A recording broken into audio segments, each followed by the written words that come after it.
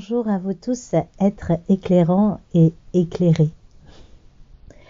Je vous retrouve pour cette vidéo toute particulière où nous sommes allés, Chloé et moi, à la rencontre d'un couple plein de grâce. Fred et Mag Human, avec qui nous avons reçu par les Pléiadiens et nous-mêmes des messages sur l'union sacrée.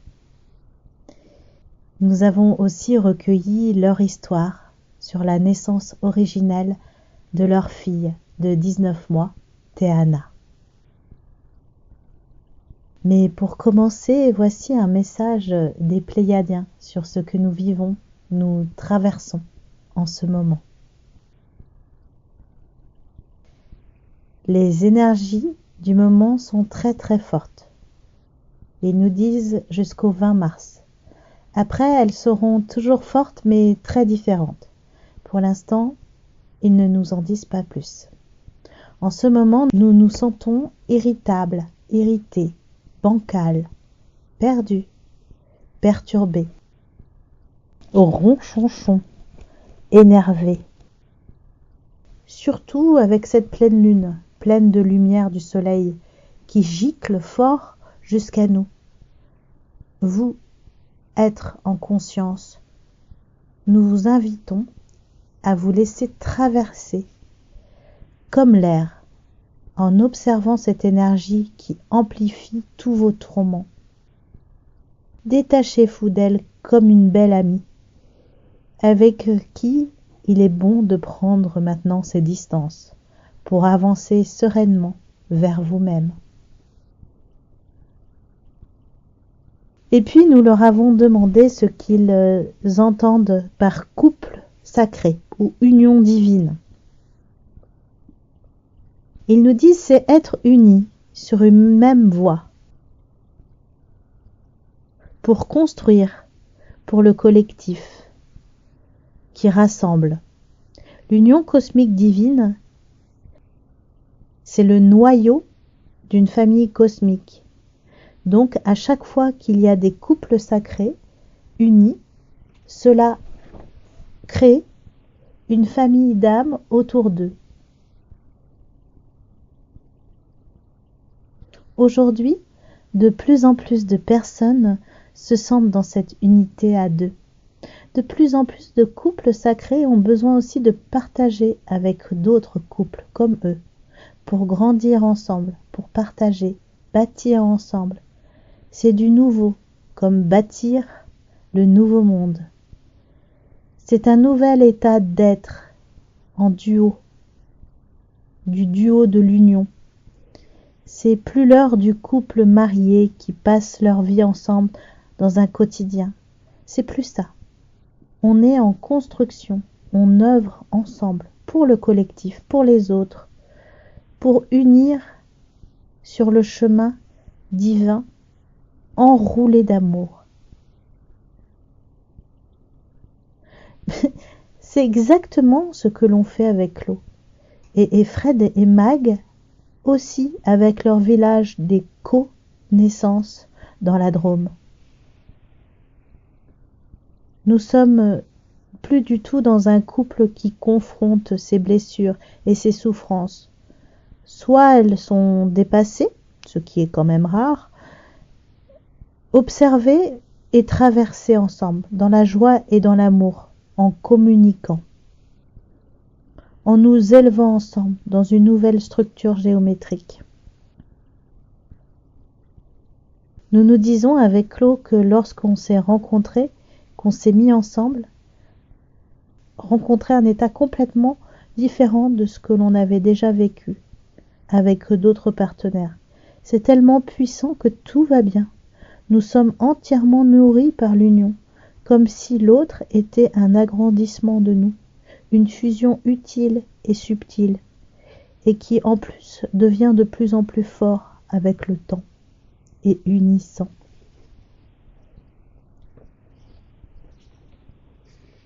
Plus besoin de faire d'efforts, c'est simple et plus pur. Alors évidemment, nous avons conscience que cela donne très envie. En plus, c'est le moment où l'univers conspire à cela. Donc, nous en avons tous encore plus envie. Et on ne peut pas vous mentir, c'est vraiment merveilleux de vivre ça. Les Pléiadiens nous disent que pour trouver l'autre, pour créer une union sacrée, il ne faut surtout pas le chercher à l'extérieur. Car c'est d'abord en chacun de vous qu'elle est cette union, qu'elle naît. Et c'est quand vous la vivez pleinement en vous que, hop, elle se manifeste à l'extérieur. Elle vibre à l'extérieur de vous-même. Et l'autre arrive grâce au rayonnement de mon union intérieure. Et il rajoute qu'il peut y avoir des unions sacrées de tout sexe, car le principe féminin et masculin n'est pas une question d'hommes et de femmes. L'important, c'est d'accorder ces principes d'union, de polarité en soi. Il nous parle d'union et pas d'amitié, car c'est un couple où il y a une sexualité, car la sexualité fait partie intégrante de la symbiose, de leur créativité ensemble vers une œuvre commune et pour les autres. Dans cette phase d'entre deux dimensions, il y a l'émergence de ces unions. Les unions sacrées font partie du futur de l'humanité. C'est vers quoi on va. Mais ils nous disent que ce sera encore plus fort et que cela est juste un aperçu. Cela n'aura pas de forme, ce sera juste une énergie immense. Mag reçoit le mot alliance. Pour arriver à cela, il n'y a plus dichotomie entre les hommes et les femmes. Tout s'harmonise et s'accorde en soi. Merci les hommes, merci les femmes pour toutes vos sagesses et votre bienveillance d'amour entre vous. Merci énorme aux Pléiadiens pour leur message sage et plein d'amour. Maintenant, on vous montre la rencontre que l'on a fait dans la Drôme avec Fred et Mag fin janvier dernier, dans leur univers, leur village de co-naissance, pour parler de la naissance pure et originelle de Théana.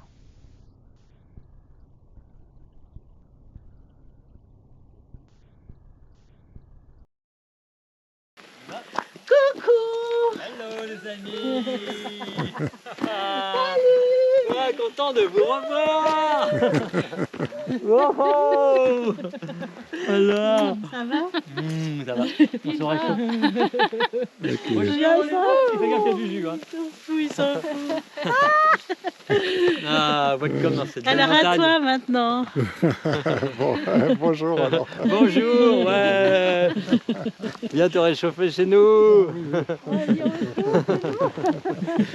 Ouais, welcome. Ah, on va se chauffer avec les lamas. Merci. Ouais. On n'est pas équipés comme eux encore.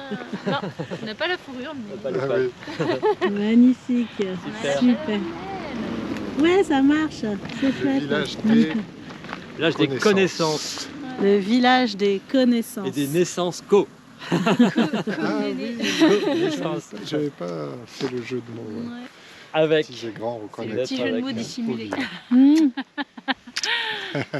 Je sais pas Eh si ouais. on est dedans. Mais Belle bon. aventure. Ouais, mais je sais pas, on peut Commence. vous mettre Yes. dans le cadre aussi. Ouais.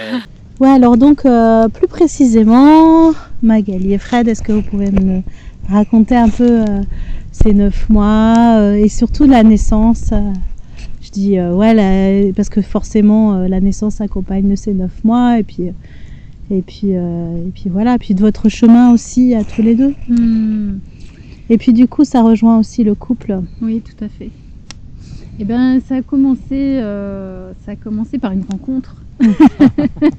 Une rencontre assez flash, une rencontre évidente entre un homme et une femme. Et cette conception. Et c'est vrai que moi, dans mon corps de femme, je peux que parler de moi, évidemment. C'est que pour moi, si un enfant doit venir, c'est c'est que c'est le moment juste. Et il n'y a plus de contrôle en fait des naissances, il n'y a plus ce contrôle de c'est le bon moment, c'est pas le bon moment. Pour moi, c'est vraiment un ressenti, c'est vibratoire, hein, c'est vraiment avec le cœur. Et tu me disais tout à l'heure que tu l'avais senti l'âme avant. Oui, l'âme, elle était là depuis très longtemps en fait. Bon, Moi, quand pour ma première fille, elle était là 4 ans avant aussi. Oui, Je la c'est ça. sentais qui m'accompagnait. Ouais. Tout à fait. 2 ans. nous, elle était là à peu près il y a 2 ans, même 2 ans si effectivement, moi, dans mon être, je pouvais peut-être le sentir encore bien plus tôt. Mais évidemment, quand on est deux, la présence est encore plus forte, encore plus significative. Et là, effectivement, il y a une amie qui avait vu cette âme qui voulait s'incarner. Et Fred, qui était plutôt dans peut-être un peu plus en dehors de ça, parce que pour lui, effectivement, c'était peut-être pas aussi concret que moi qui le vivais dans mon corps. Et elle a frappé à la porte et elle a dit ça y est, et elle est arrivée avec ce lieu, elle est arrivée avec cette intention. Donc il y a vraiment une intention derrière qui est porteuse de vie. C'est ça, je sens un peu que c'est elle aussi qui a choisi le lieu là. Tout à fait. C'est vraiment de ça quoi. Elle a vraiment choisi son lieu, son moment, et en fait elle a été conçue donc quand on était en habitat léger. Donc la grossesse s'est faite. On n'était pas encore ici sur ce terrain, sur ce lieu de vie. C'est pour ça que moi je la voyais pas encore arriver, parce que dans mon énergie, j'attendais un enfant aussi. Et je savais qu'il fallait un village pour un enfant. Mais oui, d'ailleurs, il y a une belle phrase africaine comme ça qui dit qu'il faut tout un village pour élever un enfant. Élever un enfant. On n'était que 2 dans la nature à l'époque, et c'était trop tôt, donc on était en recherche d'un lieu. Et avec ce lieu, avec ce village qui était en création en fait dans notre cœur, autour du couple, une fois que tous les aimants étaient là, rassemblés, donc on a senti que cette âme descendait. Canal est venu par un canal qui était avec un canal de lumière. Petit feu d'appel, on a fait des petits appels de phare. C'est ça. C'est là. Oui. Elle était là dans la première allumette qui s'est mise sur les bois, je pense. Et puis effectivement, quand à l'annonce de cette grossesse, c'est vrai qu'on est dans tous des états modifiés de conscience aussi. On est aussi, on se dit voilà, est-ce qu'on est prêt ou pas? Mais en fin de compte, on n'est jamais vraiment prêt. Parce que l'arrivée d'un enfant, c'est toujours quelque chose d'énorme et qui bouscule une vie entière. Et c'est vrai qu'on était tranquilles, on était tous les deux dans notre petit cocon, dans notre petite vie, et c'est vrai que ça bouscule tout. Donc ça a effectivement engendré le reste. Ça a fait que l'initiative de cette recherche de terrain qui s'était déjà amorcée bien avant a fait que les choses se sont accélérées. Et que, en fait, elle est arrivée, on est venu sur ce terrain 15 jours avant la naissance. Ah oui, 15 jours. Oui, donc moi, c'est vrai que j'étais dans une espèce d'état de totale confiance. J'avais plutôt intérêt. Oui, on est revenu parce qu'on avait déjà... Elle était là pour la conception. Elle était là pour la conception. Donc la conception, ça a été fait ici. Ici. Donc elle est venue... on a trouvé le terrain, elle est descendue. Et après, c'était quand on cherchait ce lieu, c'est comme si l'enfant cherchait avec nous en fait. Et quand tout ça s'est mis en place, on a eu cette vision aussi de venir accoucher sur ce lieu, alors que c'était pas forcément prévu à la base non plus. C'est une proposition puisque le propriétaire de cette maison nous a dit, vous savez, il y a des enfants qui sont nés dans cette maison. Le mien, moi-même, il est né ici, à cet endroit-là. Et quand on a vu l'endroit, on s'est dit, c'est vraiment l'endroit idéal. Une petite grotte comme ça, dans une maison en pierre, comme une sorte d'endroit intime, une forteresse, comme un sanctuaire. Un sanctuaire, voilà, c'était un peu ça, un temple. Donc on a commencé pendant cette aussi grossesse à leur représenter, et puis en même temps commencer à faire vibrer. On a mis des choses les plus belles qu'on pouvait trouver à l'époque. On a mis plein de bougies, de couleurs de chakras, on a mis des herbes, on a mis des plantes, on a mis beaucoup de cœurs. On a chanté dans cette chapelle, comme une sorte de chapelle en fait. Donc ça a été une préparation aussi pour nous sur à la fois un lieu qui soit digne de l'accueillir. Un environnement qui soit digne d'accueillir un enfant de ce nom-là, de ce nom de Dieu ou de déesse. Pour un acte, Parce que pour moi, maintenant j'en suis sûre, on est des dieux et des déesses. Ah bah oui. Donc, si on estime que nos âmes et nos enfants viennent dans ces corps, c'est qu'on doit les accueillir tels les dieux et les déesses, dans un environnement qui en soit digne. Et je pense que toutes les âmes et tous les enfants méritent ce respect et cet honneur parce que c'est la vie. Et si on est père et mère, hein, si on devient parent, pour moi, on est gardien, gardienne, donc autant qu'un lieu, on est gardien de nos enfants, on est gardien de cette richesse et de cette mémoire. Parce qu'en tant que femme, on est porteuse de cette mémoire ancestrale aussi, dans nos ventres, dans nos utérus. Et pour moi, effectivement, la préparation, comme l'a dit Frédéric, est tellement importante. Et souvent, on n'est pas préparé alors qu'il y a tellement de conscience à porter là-dessus, sur chaque détail. Et effectivement, sans d'être dans ce contrôle, à vouloir que tout soit parfait, parce que c'est un peu le conditionnement. Ouais, à l'inverse de ça, au contraire, on a cherché un peu à tout oublier, c'est-à-dire pour être prêt à se connecter à un peu l'esprit aussi de nos ancêtres, de cette naissance originelle, puisqu'on a envie d'être le plus proche possible d'un monde où tout est connecté. On a envie de créer cette vie où on a commencé à l'expérimenter dans le quotidien, où on est vraiment proche de l'humain dans son essence naturelle, originelle. Donc la naissance devait suivre ce même mouvement et sans qu'on ait vraiment préparé, commencer par dire voilà, on ne sait rien. Et quelque chose qui nous a guidés par le fait que la naissance c'est quelque chose d'intime en fait. C'est pas quelque chose de technique, c'est quelque chose d'intime. C'est la même histoire que de faire l'amour en fait. C'est la suite de l'histoire. Il n'y a pas de rupture entre les deux. Donc finalement, si on commence cette histoire au départ tous les deux, avec quelque chose qui est sacré, qui est plus grand que nous, ce sacré sera aussi là, mais avec cette intimité qu'on a initiée tous les deux. Et donc, il s'est avéré que petit à petit, en laissant faire les choses, je me suis retrouvé dans cette position où non seulement j'avais l'intention d'être présent, cette intention très forte, puisque c'était notre histoire, notre enfant, notre amour, notre acte, c'est notre acte, c'est un acte qui appartient qu'à nous, c'est à nous de l'assumer, cet acte sexuel magnifique, et à nous maintenant de continuer.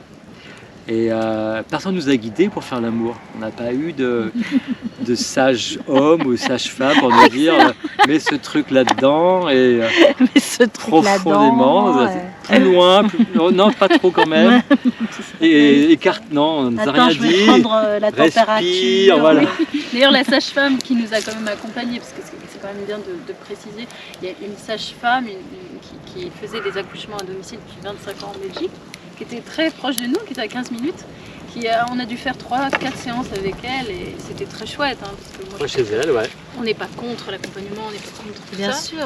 Et que c'est très réconfortant d'avoir une sœur qui est là avec nous, un frère, ça peut être un homme aussi. Et elle a dit... Une doula. Ou une doula, voilà, comme ça peut se faire aujourd'hui. Mais elle a dit, je ne sais pas ce que j'aurais pu faire finalement. Peut-être de vous dire que la température de l'eau n'était pas la bonne. Pour moi, elle dit pour elle, pour moi. Je me serais sans doute trompé. Je me serais ça peut être trompé. Et finalement, il y a qui mieux que nous-mêmes pour savoir ce qui est bon pour nous. Donc, c'est vrai que la préparation même du jour J, où on peut être dans une salle de jeu où tout peut arriver, on peut choisir effectivement sa position, on peut choisir d'être dans l'eau ou pas, parce que c'est aussi de ça. Et puis moi je ne savais pas comment j'allais accoucher, je ne savais pas si ça allait être dans l'eau ou pas. Alors, Et la préparation était dans l'eau effectivement, parce que ça aide beaucoup l'eau, c'est cet élément qui va effectivement fluidifier, détendre les corps. Et Frédéric a bien préparé ce bain. Alors, Pourquoi qu'est-ce qu'il a ce bain alors? Je vais raconter. Alors, par contre, je voudrais quand même remercier cette sage-femme parce qu'elle a eu la sagesse. Et c'est partie de son métier, d'être sage. D'ailleurs, il y a des hommes sages. Oui. C'est surtout nous avoir dit, écoutez, je serais pas sûr que je serais vraiment dispo ce jour-là, donc. Trop bien. Donc, par contre, Merci. alors moi j'avais pas du tout l'intention au départ, hein, je vous le dis. C'est pas mon job. J'avais pas du tout l'intention d'accoucher sans elle au départ, hein, parce que bon, je pense qu'elle avait sa place au tout départ.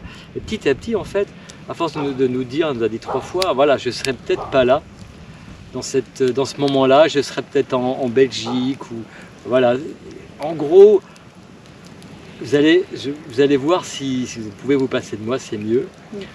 Et faites-vous confiance. Vous avez tout pour y arriver sans moi, en gros. S'il y a vraiment besoin, appelez-moi. Je peux être là, je suis là pour ça. Mais sinon, commencez sans moi. De toute façon, je ne servirai à rien pour tout le travail. Donc, je serai inutile. Et si ça se passe bien, je serai inutile. Donc, elle nous a quand même donné la possibilité de donner notre accouchement qui nous appartenait. Donc, avoir cette sagesse de nous le dire comme ça. Et petit à petit de l'accepter. Elle vous a autorisé. Elle nous a autorisé. Autorisez-vous à Voilà. avoir confiance. Et des fois, c'est important d'être guidé par des gens qui autorisent. C'est ça. C'est un peu mon boulot aussi. Oui, c'est ça, de ne pas forcément tenir et de dire voilà, je peux être là, mais je ne suis pas obligée. Ouais, c'est ça. Et en fait, c'était juste, quoi. Je me suis dit, on est tombé exactement sur la bonne paroles, personne, les beaux mots qui tout était juste. Pour en fait passer ce cap de allez, on est libre et on y va, quoi. On fait confiance. Et ça a été vraiment un bon support. Et pour rejoindre l'intimité, effectivement, du couple, c'est vrai que ça crée énormément de sécurité, contrairement à ce qu'on peut imaginer. On se dit on va à l'hôpital, la maternité c'est sécurisant, et en fait pas du tout. Parce qu'on a toutes ces lumières et tous ces bruits et tous ces gens qui sont là autour de nous, mais effectivement on est quand même dans ce corps et on a envie d'être dans cette pure intimité, ce temps, cet espace-temps, cette amie. Et ça c'est hyper important parce que quand il y a des interférences autour, c'est plus du tout la même chose. Donc moi qui a pu le vivre d'une autre manière justement, c'est pas en comparant, c'est parce que j'aime pas comparer, c'est vraiment, ça n'a rien à voir. Et ni de... Non, puis la première expérience, ça a permis à la Tout à fait. L'un ça nourrit en fait, j'ai envie de dire, cette intention, puisque pour moi ça fait partie d'une expérience qui n'est ni bonne ni mauvaise, en fait, elle est juste c'est un apprentissage et un cheminement intérieur qui ont fait qu'on en arrive jusqu'ici. Et pour moi, il n'y a pas à diaboliser effectivement les structures ou les maternités, c'est juste que c'est une expérience et qui fait qu'autre chose peut être possible. Et on le vit, donc nous on est en témoin aujourd'hui, Frédéric et moi-même, on est en témoin pour dire c'est possible aussi sans assistance. L'assistance, elle est tout autour de nous, avec effectivement les éléments, avec la nature et puis tout ce qui nous entoure. L'invisible est là pour nous soutenir. Parce que malheureusement, ce qui empêche ça de vivre ça, c'est la peur. C'est la peur de la mort, la peur de la mort de la mère ou la mort de l'enfant, ou de ne pas être capable de faire les bons gestes au bon moment. Tout à fait. Il y a beaucoup de choses. Je pense que c'est des mémoires, de femmes qui sont mortes en couche, etc. Il y a eu beaucoup quand même. Donc tout ça fait très très peur. Et puis on nous enseigne pas ça. On nous enseigne absolument pas ça. Au contraire, on nous enseigne que il faut faire attention, qu'il faut faire. Et voilà. Et donc je trouve ça remarquable. Moi, parce que franchement, j'adore, mais franchement, je ne sais pas si j'aurais été capable. Alors, du coup, je trouve que c'est d'autant plus remarquable parce que je me dis, waouh, ils ont eu cette force, cette intuition, cette liberté aussi, cet amour pour le vivant. Et pour créer ça et le vivre, quoi, de A à Z. Ce que tu dis effectivement beaucoup de points, c'est fait d'être près, quand on est près de la vie, on est près de la mort. Et moi, ce qui m'a beaucoup aidé, et je le dis en termes d'initiation, de rituel initiatique, j'ai accompagné la mort de ma maman l'année précédente. Ah oui. Et j'ai pu voir quelle était la frontière entre la vie et la mort. J'ai pu voir quelles sont cette fine couche, cette espèce d'espace hors temps qui se situe entre la vie et la mort. Et pour la naissance, j'étais aussi près de la vie que de la mort. C'est-à-dire que la mort faisait partie du jeu. C'est-à-dire qu'on était capable de tout accepter, y compris de prendre la voiture et d'aller au premier hôpital si c'était nécessaire. Ça faisait partie du jeu, le plein était fait. Mais aussi d'accepter une mort. Alors, on n'a rien à contrôler, c'est pas nous qui décidons. Et donc d'être prêt, d'être surtout dans cette proximité de cette approche presque métaphysique qu'est la naissance, où on est effectivement en frontière de la vie et aux frontières de la mort. Donc quand on est vraiment dans cet état de conscience, cette préparation, on n'est plus dans le mental, on est au service d'eux, et c'est l'amour qui est présent, et on passe sur un autre mode de fonctionnement, et quelque part, pour moi, c'est aussi important que la première nuit de noces, où on peut être un peu intimidé parce qu'on ne sait pas comment ça va se passer. Et ben, c'est la même chose, on peut être intimidé, on ne sait pas comment ça va se passer. D'autres femmes, on va la voir nue sous un autre aspect, on ne la voit pas de la même manière, donc c'est quelque chose qu'elle va nous dévoiler. Il y a un dévoilement à la naissance. Il y a un abandon. Et le dévoilement dans tous ces aspects, y compris métaphysiques. Donc il faut être prêt à ce dévoilement. Et je pense que l'initiation de la naissance est proche de l'initiation de la mort. Et c'est quelque chose qui dépasse. Ouais, qui est proche de ça. Alors la chance de l'avoir vécu, nous, effectivement, cette intimité, c'était drôle parce que au départ, sans vraiment prévoir les choses et simplement être prêt, Magali qui s'est retrouvée en position de, à un moment donné, de repris par la peur. La mémoire. Les premières contractions sont arrivées. De mon premier Voilà, sa mémoire est arrivée en disant, en claquant des dents, ça commence, mais avec la peur qui était revenue. Avec l'adrénaline qui prenait le dessus. Dans la mémoire. Et Fred est arrivé avec ce Et moi, je suis arrivé avec une espèce d'oxytocine de joie, comme si elle me disait, voilà, c'est la main elle me prend la main pour passer la nuit de noces, en fait, dans notre intimité, accueillir cet enfant. Et c'était pour moi une invitation à l'amour. Donc ça m'a donné une espèce de pep, comme c'était 3h du matin, en disant c'est maintenant, c'est génial, c'est notre vie, c'est là, on ne peut pas passer à côté. C'était une fête. Et cette fête, c'était une fête, donc c'est une célébration. On pouvait être que là et on pouvait être que joyeux. Alors c'est vrai qu'on s'est après mis en mode réflexe. Moi j'avais coulé un bain à 37 degrés le matin. Et surveillant la température. Et puis on s'est mis après à beaucoup chanter. Donc on avait l'eau, on avait les éléments, également l'air qui était très présent. Donc on a beaucoup chanté dans le sens où pour moi c'était le travail qui devait passer par le souffle, le travail devait passer par beaucoup d'air, pour donner beaucoup d'énergie, pour ouvrir ce temple et que tout se fasse au niveau musculaire, parce que les contractions, c'est un travail de marathon. Et ce marathon, il faut être prêt. Donc j'étais presque en mode coach sportif. J'ai sauté dans la baignoire. Elle m'a dit saute dans la baignoire avec moi. De me rejoindre à un moment. Donc j'ai sauté dans la baignoire et on a tous les deux surfé. On avait l'impression d'avoir des vagues qui arrivaient, des contractions. Il fallait qu'on les surfe à deux comme ça. Elles étaient fortes. C'était dans une embarcation. Et du coup, ça bougeait dans tous les sens. Il y a l'eau qui jaillissait dans tous les sens. Les jambes qui sortaient. Et là, on s'en fout total de l'image à donner. Donc, tout était extravagant et tout était exagéré, mais tellement libre. C'est-à-dire qu'on n'a pas l'habitude de voir ça. Et c'est ce qui libère vraiment l'énergie et effectivement de laisser cette douleur vivre dans le travail de la contraction qui vient vraiment aider à cet enfant pas après pas à voir le jour. Et finalement, alors moi j'ai pas vécu la douleur, malheureusement ou heureusement, je sais pas. Mais heureusement. Mais j'étais bien là. Alors évidemment, alors j'avais préparé une tablette de chocolat au cas où, et finalement elle a bien servi parce que c'est moi qui l'ai mangé tout seul.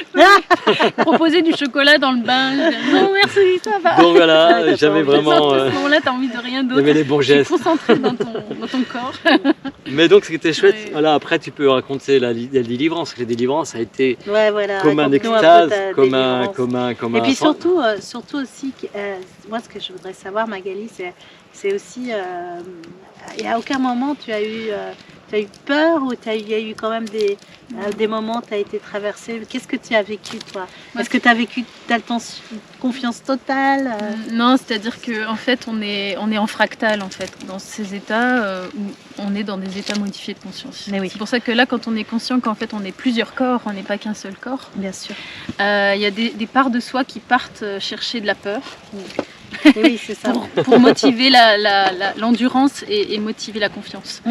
Et ne pas s'y attacher. C'est-à-dire que ouais, ok, et l'espace-temps se dilate en fait. Oui. C'est-à-dire qu'il y a des moments, des parts de moi qui me disaient mais combien de temps ça va durer, mais peut-être que je vais partir à l'hôpital et peut-être que...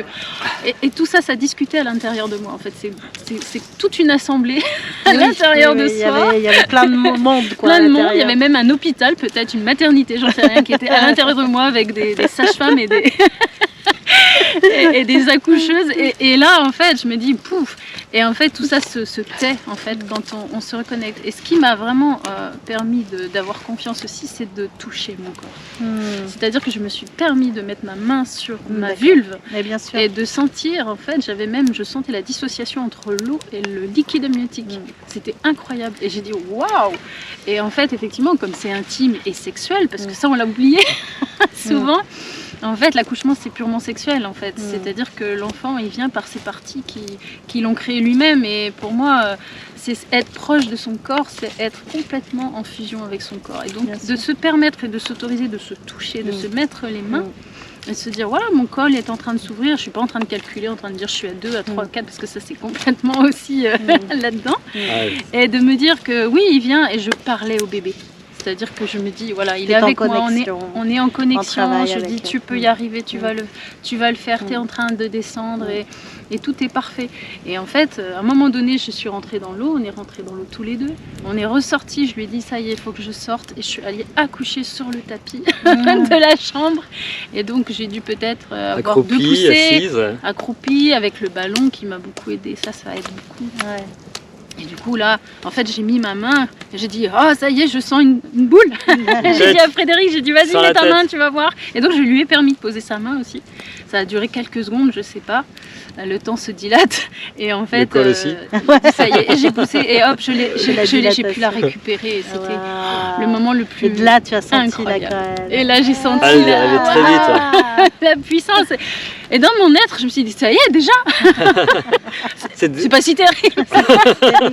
Finalement. C'est ça. Oh bah ça va. C'est toujours comme ça les accouchements. Hein. Tu t'es là, tu as l'impression de devenir folle et puis puis après tu fais ah bah oui ça va alors. C'est ça. C'est très étrange. Et c'est un tel paradoxe en fait, c'est un tel paradoxe effectivement entre la vie qui arrive et la mort que l'on vit. En fait, c'est des morts successives. Et c'est pour ça qu'on dit que la naissance est la chose la plus initiatique qu'une femme peut vivre. Et peu importe comme elle peut la vivre d'ailleurs, j'ai envie de dire.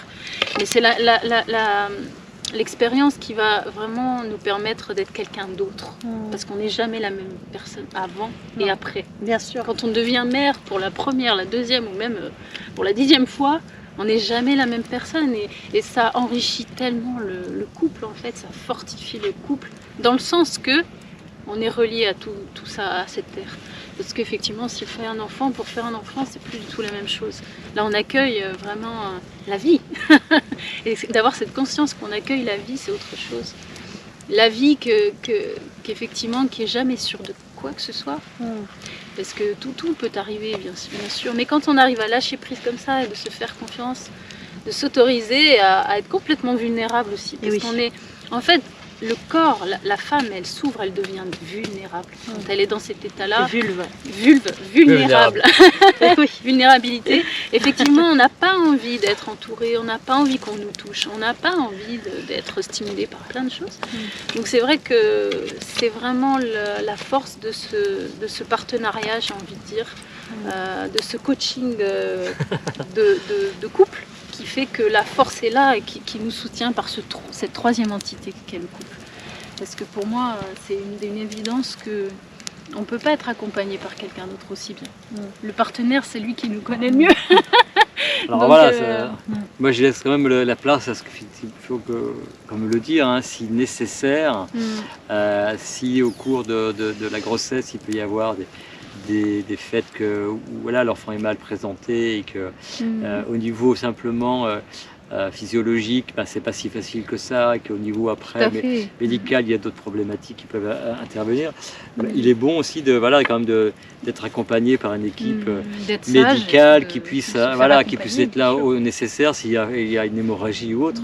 Voilà, mais il faut quand même le rappeler que ces cas, même s'ils sont réels, qu'il ne faut pas oublier, il ne faut jamais oublier, ils sont très rares.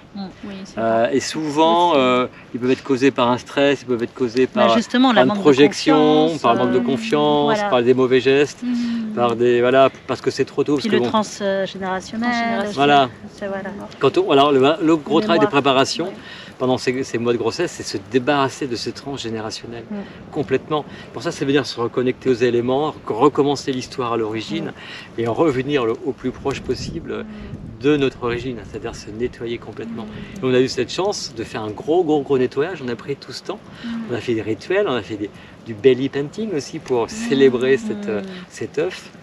Et voilà, avec ce nettoyage, je pense qu'on a pu, même les miens, moi j'ai eu des naissances aussi avant, repartir à zéro et être accompagné par des guides qui sont en nous, hein, nos connaissances intérieures, nos esprits qui sont à l'extérieur, qui sont là aussi pour être, je dirais, bienveillants dans ce qu'on peut appeler le bon hasard des choses, que tout a été, je ne vais pas exagérer, mais quand c'est comme ça, c'est une parfaite.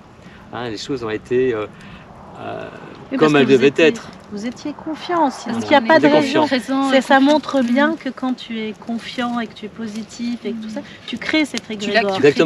Tu crées la réalité, en fait, ta réalité. Exactement. Et un accouchement, c'est aussi ta réalité. Tout à fait. Donc vous, ça s'est bien passé. C'est pas le hasard, enfin c'est le hasard. Il n'y a pas de chance. Mais oui, c'est pas la chance. création. C'est parce que vous y avez mis tout votre cœur en amont et que vous avez préparé à ça. Et c'est ça qui, moi, ce que je tiens à dire, qui est important, je pense, c'est de se dire que c'est pas archaïque. C'est au contraire, c'est une complètement nouvelle terre. C'est-à-dire que c'est se servir de la base, de l'origine, comme tu dis, de nos êtres originaires, original aussi, oui. C'est très bien dit, très joliment dit. Mais c'est pour aller, c'est justement ces accouchements, je pense que tout au long de la troisième dimension, on a vécu plein de mouvements à ce niveau-là de naissance.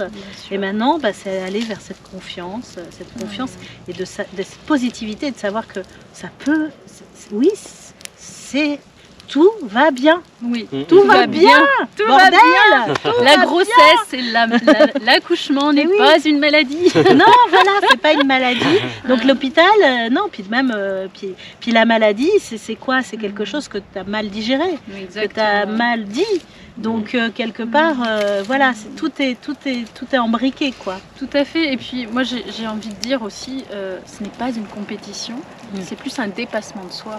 Évidemment, le cheminement, quel qu'il soit, est un dépassement de soi et on n'a pas à comparer. Évidemment, on a cette tendance, l'humain, cette tendance à comparer, à regarder ce qui se fait, ce qui se fait pas. Et si on faisait confiance complètement à son être profond, parce qu'effectivement, si on regarde le premier homme et la première femme à l'origine, ils n'avaient pas tous ces modèles et tout ça, et toutes ces vidéos et tout ça. Mais effectivement, il est bon aussi d'avoir des références et d'avoir des témoignages peut-être comme le nôtre, parce que pour donner confiance. On a confiance. Moi, je ne dis pas que je n'ai regardé aucune vidéo, que je n'ai aucune. Bien sûr. Mais effectivement, ça doit être vraiment comme un nectar qui vient juste ajuster ce qui est déjà là. Parce qu'en fait, c'est déjà là. C'est déjà à point nommé. Et effectivement, c'est comme un tricot qu'on fait au fur et à mesure et qui fait qu'une maille après l'autre et sans se mettre cette pression de ouf qu'on a tous en se disant là si ça va pas arriver comme ça. C'est vrai qu'on s'est donné cette possibilité de se dire tout est possible. Moi, on verra. Je vais donner quand même un petit détail, c'est pour les papas qui veulent faire aussi peut-être la même chose. Alors, pour les papas, oui. C'était mon expérience à moi.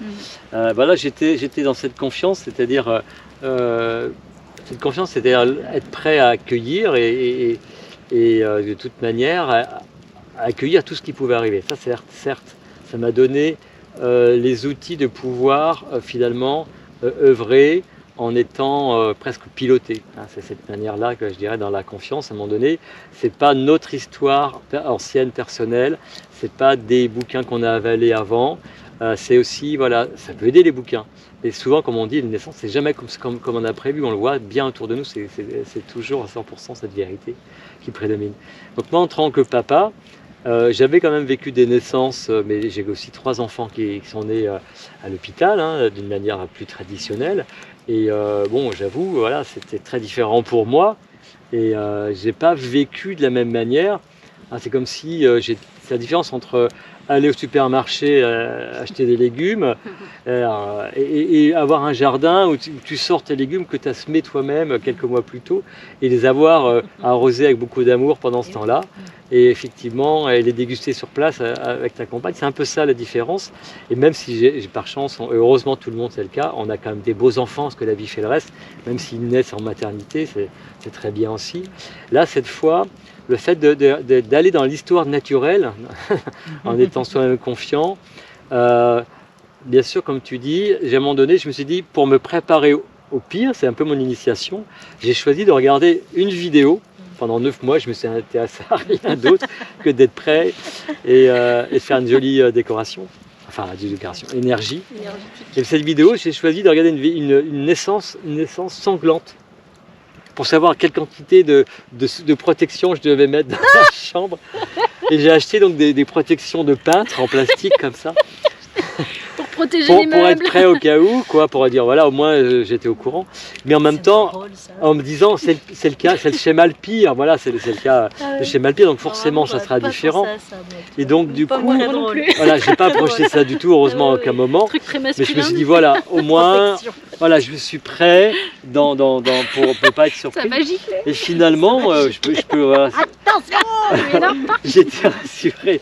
Il n'y a pas eu de sang en fait. Voilà, il n'y a pas eu beaucoup de sang. Il y a eu quelques gouttelettes évidemment parce que le placenta c'est sanguin, parce que l'enfant il est né, il est fait de chair et de sang, mais on n'a pas perdu de morceau quoi, quelque part, il y a juste le placenta qui peut saigner un peu. Et voilà, il n'y a pas eu d'hyposiotomie, il n'y a pas eu de déchirement, tout a été dans cette douceur, heureusement. Mais voilà, donc il se peut voilà, qu'on ait besoin aussi, il ne faut pas non plus tout voiler, hein, que chacun peut trouver à un moment donné un support, et ça peut être quelqu'un qui vient nous parler, un frère qui a vécu ça. Donc c'est bien aussi de pouvoir aller à un moment donné, mais le garder comme si c'est pas la vérité, c'est une expérience. C'est une façon peut-être que ça pourrait se passer, mais ça ne passera pas comme ça de toute façon, on le sait. L'accouchement est toujours unique et imprévisible, donc c'est peut-être aller écouter une expérience pour dire ah oui ok d'accord, et se poser, se relier à un moment donné à l'histoire de quelque chose. Mais sinon pour pas être complètement dans le vague. Mais sinon voilà, le reste c'est ça, c'est aussi cette confiance. Et cette confiance pas simplement en soi, hein, cette confiance en soi, c'est une confiance à l'énergie du couple, à l'énergie du père, à l'énergie de la mère, à l'énergie de l'ensemble, et à l'énergie de la vie aussi, hein, de l'enfant qui est là en train de pousser. Tu dis si cet enfant il veut être là, c'est que ça va bien se passer. Exactement, exactement. C'est se connecter à cette énergie-là. Voilà, c'est elle qui est là, qui est en train d'arriver, qui est elle qui a tout fait, hein, jusqu'au premier feu, qui est en train de dire "Et là, les gars, vous êtes prêts? Je suis là avec vous, hein, j'envoie. Ok, vous êtes prêts?" Et c'est tout cette énergie-là qu'on doit écouter. C'est celle qui a tout préparé depuis le début, cette information qui est en train de guider la suite jusqu'à la mise au monde de l'enfant à l'air libre, et qui est le début d'une autre histoire. Alors ça s'est passé pile en 9 mois cette histoire, ou un peu moins, parce qu'on parle de ça aussi. Ça, tu sais, les trucs qui font peur, de dire mon Dieu, le terme est dépassé. Oui. On a connu ça, ouais. Moi j'ai connu ça, effectivement par l'expérience, cette grossesse a duré 9 mois. Et quelques jours. Mais c'est vrai qu'en fait le terme il est jamais vraiment exact en fait. Oui. On se fait confiance en se disant ce sera la date exacte que l'enfant aura choisi. Selon les pays, c'est pas les mêmes, on donne pas la même période de grossesse. Et souvent, si une femme elle est en bonne disposition, si elle a vécu une grossesse complètement en bonne santé, sans aucun problème, normalement l'enfant il arrive exactement à la date prévue. Et moi j'ai eu ces messages de l'extérieur, effectivement, ah mais tu n'as pas encore accouché, mais c'est pas normal. Toutes les peurs projetées. Parce qu'effectivement on donne souvent une date aux gens, et en fait il faudrait plutôt donner un ordre de date, ou plutôt un créneau large. Elle est née 2-3 jours après. Voilà. Par exemple, Théana est née au mois de juillet, on aurait dû dire elle viendra au mois de juillet, mais on n'aurait peut-être pas dû donner effectivement une date précise aux gens. Souvent c'est les peurs projetées des autres qui vont effectivement des fois influencer, et du coup je me suis fermée complètement dans ma bulle. J'ai fermé mon téléphone pour dire ok les gars, vous me laissez tranquille. Bien, et j'ai eu cette force pour me dire non, cet enfant il arrivera, effectivement la date Elle a dépassé 3-4 jours, je crois. Elle était prévue pour le 12 et elle est arrivée le 15. Donc 3 jours, c'est pas... Mais effectivement, 3 jours, c'est énorme dans la tête d'une femme qui dit bon sang, mais c'est pas normal. Surtout parce qu'on est envahi par une attente immense. Ça aurait pu être une semaine de plus. Effectivement, et puis souvent, évidemment, il y a une semaine qui est complètement naturelle aussi, une semaine, et même parfois 15 jours. Mais c'est vrai qu'il y a toutes ces peurs projetées de l'environnement extérieur qui vient là t'assaillir et qui te dit oh là là, mais c'est pas normal. Oui, c'est ça. Moi je me rappelle, ma fille aussi est née un petit peu en retard, la première, c'était ma première. Et je me disais le jour où je aurais dû accoucher, je dansais sur du Dalida à fond pour la faire descendre, en me disant mon Dieu, si elle vient pas, je vais rester comme ça toute ma vie. C'est dingue parce que ça, effectivement, ça nous prend en otage. Et on se dit non, stop. Et soit tu écoutes cet amour qui arrive, soit tu écoutes tes peurs les plus profondes et archaïques. Et effectivement, elle est arrivée. Alors ce qui est drôle, c'est qu'elle est arrivée un soir où on a chanté avec des amis qui étaient là. Et en fait, on a allumé le feu. On a chanté Allumer le feu de Johnny Hallyday. Non, c'était pas chacun ses rêves. On a bien rigolé. C'était rigolo drôle. Parce que les amis étaient là complètement par hasard. On a chanté, c'était très chouette. C'était rigolo. C'était assez initiatique aussi. Et le lendemain, elle dit j'ai oublié mon gilet. Ça va? Je dis ouais, ça va. Elle n'avait pas perçu qu'on avait accouché. Elle avait dit tu peux venir maintenant, on est 3. Quoi? Elle en venait pas. Le lendemain, vous disiez au revoir. Et le lendemain matin, vous étiez 3. On était 3, alors qu'ils avaient dormi à côté dans la tente. C'était très rigolo.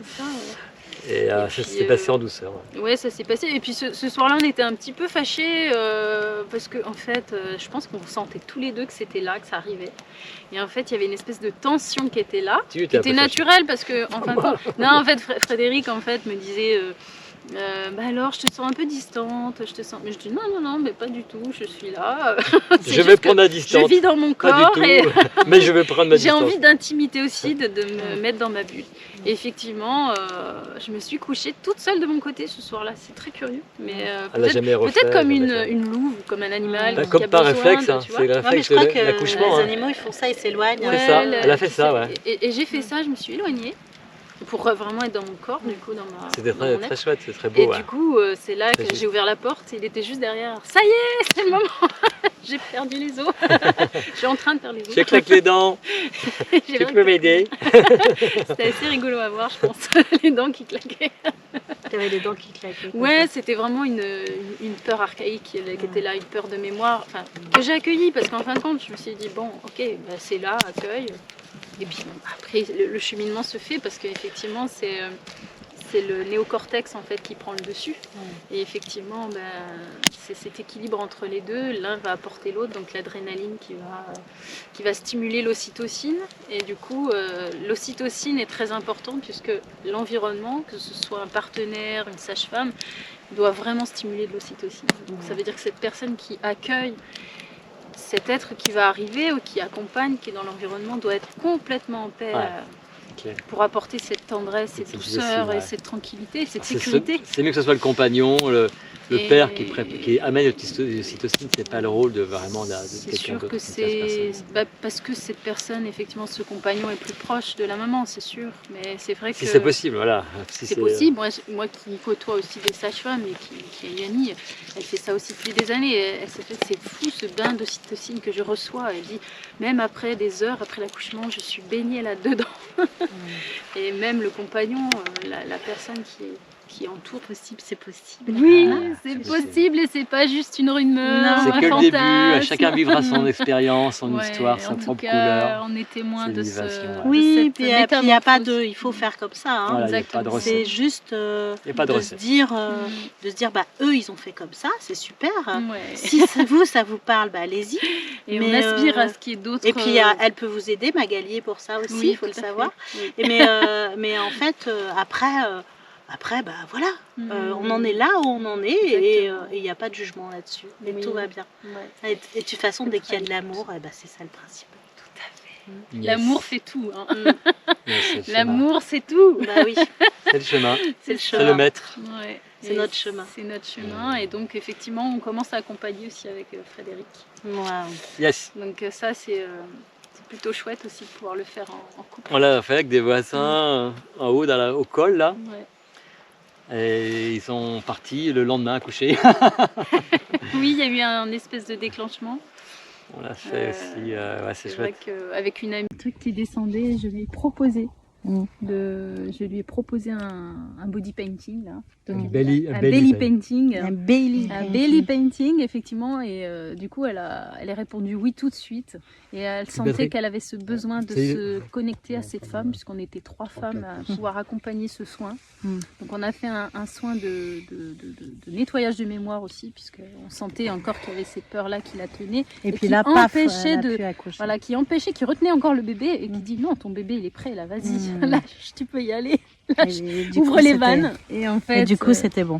Et c'était bon, et c'était ok. Et du coup, avec toute confiance, le couple a pu vraiment se faire confiance. Et même si cet accouchement s'est fait en maternité, et ben, il a été bien accompagné et arrivé de manière naturelle.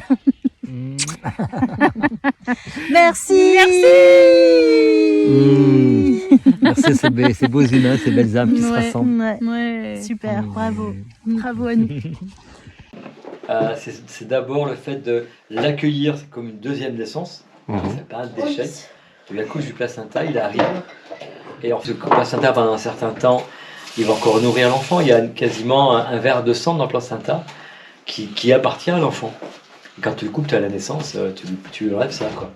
Donc là, le placenta, tu ne le coupes pas, tu le laisses avec l'enfant attaché, et tu lui fais justement comme un lotus, un petit nid qui l'accueille, et qui va aussi être une manière de le conserver. Tu mélanges des fleurs, des aromatiques, du sel, etc. pour que ce placenta soit quelque chose qui tienne aussi dans le temps. Parce que dedans, il y a des cellules souches qui sont aussi des cellules de guérison. Donc c'est l'état initial de l'enfant, c'est un peu comme les cellules de la vie au niveau du cosmos avant même la naissance. C'est cette magie qui crée la vie, qui crée le corps, et du coup il y a plusieurs traditions, et chez nous, notamment en pays occidental, beaucoup de personnes choisissent de le faire lyophiliser, enfin déshydrater, et le broyer en petites particules pour le mettre dans des petites gélules que tu peux prendre soit sous forme homéopathique, et notamment il a un spectre de soins assez large jusqu'à soigner les leucémies. Soigner quoi? Les leucémies. Ah bon? On utilise le placenta pour soigner les leucémies. C'est des cellules toutes nouvelles et qui te permettent de te régénérer, en fait. Bah, dis donc. Déjà, voilà, donc il y a cet aspect-là. Et puis voilà, donc tu gardes l'enfant avec le placenta à côté, donc c'est très mignon, tu vois l'enfant avec son véhicule qui est là. Et puis pendant 3 jours, le temps que le cordon sèche, alors souvent il peut tomber tout seul pendant les 3-4 jours, sinon tu le coupes quand il est sec, il n'y a plus d'intérêt. Ok, ce sera rigolo, ouais. Donc et l'intérêt aussi, c'est que pendant ce temps-là, en fait, l'enfant il est vraiment laissé tranquille. Parce que sinon, t'as un enfant là, tu le mets là, tu le couches, tu le baignes. C'est pas une rupture. Donc là, il est dans son coup, et c'est toi qui tournes autour. Et alors tu peux le transporter, changer de place, mais tu prends le bébé et le placenta. Ce qui se fait pas en général trop souvent dans la journée. Du coup, on a gardé tout son calme, son temps. Elle a eu le temps de s'épanouir avec beaucoup de calme, de confiance. Ouais. C'est la première fois que j'entends parler de ça. C'est pas encore très très connu. C'est très beau à vivre, et c'est tellement. Il y a plein, je le dirais tout à l'heure, il y a plein de raisons aussi physiologiques. Il faut que ça soit comme ça. Il y a plein de raisons physiologiques intéressantes, notamment le fait que ce placenta, il n'y a pas de moment. Il permet de nourrir encore l'enfant pendant quelques heures. Donc l'enfant, quand il vient au monde, va quand même avoir le premier réflexe, c'est la tétée. Donc il va lancer le colostrum, et après effectivement l'arrivée plus tard, plusieurs heures plus tard, du lait. Mais pendant tout ce temps, l'enfant, il n'a pas faim parce qu'il est encore nourri par le placenta pendant quelques longues minutes, même 1 heure. Donc on a pu le voir. Donc elle est restée assoupie, une fois qu'elle est née, qu'elle a tété, assoupie, endormie pendant presque plus de 8 heures, je crois. Ça a permis, nous, de lui prendre soin de nous lever, de faire un petit repas en amoureux. Et elle a retété que le soir, du coup 8h ou 12h plus tard. Je sais pas, c'est 8h ou 12h. Ouais, bah, presque 12h. 12h, je crois. Ouais. C'était Le cadran fait le tout. 8h du matin, elle s'est endormie, ça arrive à 8h du soir pour téter. Ouais. Donc, du coup, tu as du temps, et puis l'enfant, il est en repos, il se refait, il découvre, et avant de mettre en place, après, deuxième étape, un système qui est nouveau pour lui, un système digestif, avec des tuyaux, des machins compliqués. Donc là, il a un passage qui est beaucoup plus doux. Oui, tout à fait. Ouais. Donc du coup, ce qui est sympa, c'est qu'elle a eu aucun problème. Alors je suppose que c'est peut-être dû à ça, mais peut-être à sa nature, mais aucun problème gastrique, de reflux. Elle a jamais vomi. Enfin, c'est un truc de fou, hein. Ah ouais. Pas de problème de maladie d'indigestion. C'est assez courant chez les enfants. Elle n'a jamais vu un pédiatre ni un médecin traitant. Et toi, dans ta grossesse non plus, pendant ta grossesse, t'as pas vu de médecin? Non, ça. on a juste fait les échographies, et encore c'était à la demande de Fred, parce que moi j'aurais pu très bien me passer l'échographie, je pense. D'accord. Mais je sentais qu'il y avait une envie, un besoin, donc Ouais. j'ai écouté ce besoin avec le côté de Fred, et c'était chouette aussi, parce que du coup c'est quand même la technologie permet de voir cet enfant quand même aussi sur un écran, c'est quand même chouette. C'était ma manière à moi de m'y relier aussi. Et puis voilà. Je l'avais pas moi. Comme toi, t'es pas forcément relié à l'intérieur de ton corps, ça te permet vraiment L'enfant, il est dans le tien. Ouais. Le temps de vivre, d'être libre, mon amour, sans projet et sans habitude, nous pourrons rêver notre vie. Viens, je suis là, je n'attends que toi. Tout est possible, tout est permis. Viens, écoute ces mots qui vibrent sur les murs du mois de janvier. Et on aime ça, du chocolat chez Théana, du chocolat, et on aime ça, il y a papa chez Théana, il y a papa, et elle aime ça, il y a sa maman chez Théana, Pachamama, et elle aime ça, il y a dada chez Théana, il y a tes dada, et on aime ça, chez Théana, il y a de la joie, et on aime ça, de la joie, chez Théana, il y a de la joie, et on aime ça, il y a de la joie. La chanson de Papa Maman. Ça c'est là on a bien inventé ça. Merci pour vos témoignages, les amis. Cela me remplit de gratitude, de confiance en ce monde. Il est possible de naître ici aussi simplement que cela. Merci à vous d'être libre et souverain et de vivre déjà en 5e dimension. Gratitude. À bientôt pour co-créer avec vous. Merci de partager cela en partageant cette vidéo.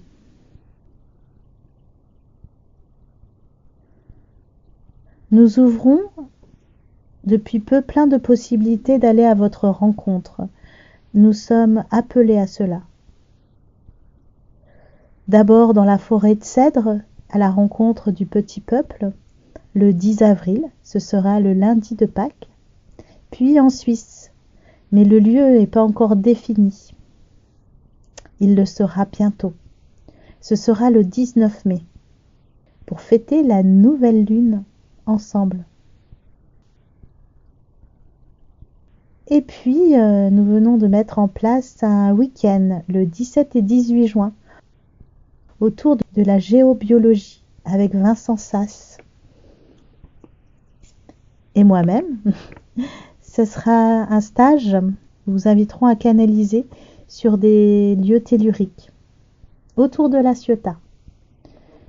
Puis, en août, fin août exactement, viendra le temps de l'Angleterre.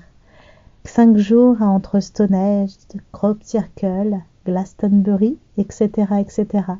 Vous trouverez toutes ces informations sur notre site, dont le lien est ci-dessous. Et puis, il reste des oracles.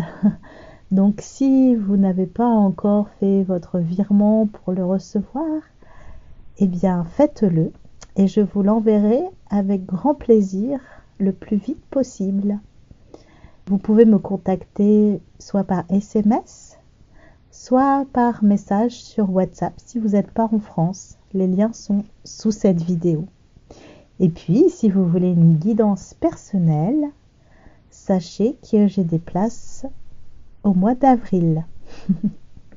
Donc, je vous retrouverai avec joie aussi.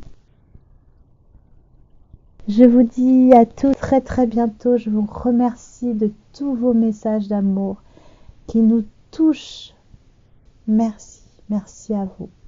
On vous aime. On vous dit à bientôt. Bye bye.